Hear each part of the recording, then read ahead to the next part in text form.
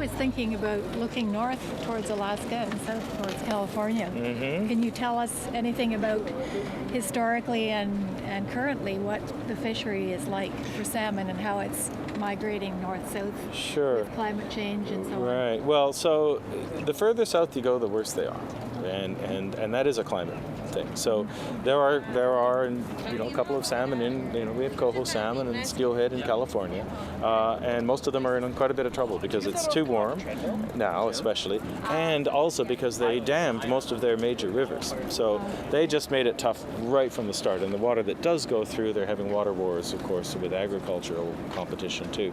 The further north you go, the better off they are because they have cooler temperatures and it's a cold water fish. And you get to Alaska, you also have the fact that there's just such a light human footprint on the land that helps too. So Alaska's got a lot of things going for it. They have very clear management, fewer pressures on them, and it's further north, which is just plain better for them. So, yeah. So are sockeye runs right the way up the coast to Alaska really strong this year as well? They are. In fact, sockeye runs are sockeye, and in fact all of our salmon are found right around the Pacific Rim, all the way down to Korea, and some of them, and they all did well this year. Sockeye did well all the way around the Pacific Rim, which again tells us that it must have been something that went right in the sea. Yeah. And in fact, the North Pacific was the coldest it's been in 50 years, 2 years ago, when those fish first went out to the sea. So I'm sure that's got a big part of it. The one other thing we have specific to the Fraser is that every 4 years we have a huge run from the Adams River, and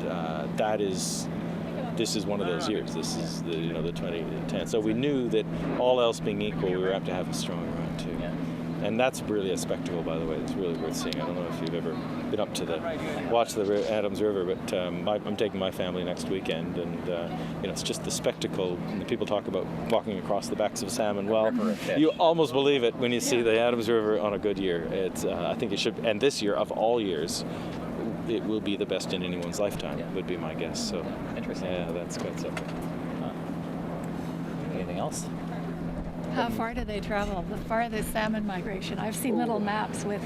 going around the Pacific. Yes, I don't know the exact distance. It would be thousands of kilometers, and they do a circuit around the sort of the Bering Sea and so on. I can tell you the long distance winner for Canada would be in the Fraser, and it would be the sockeye salmon that go up the Fraser all the way up to Takla Lake, which is for us pretty much about a 14-hour drive nonstop.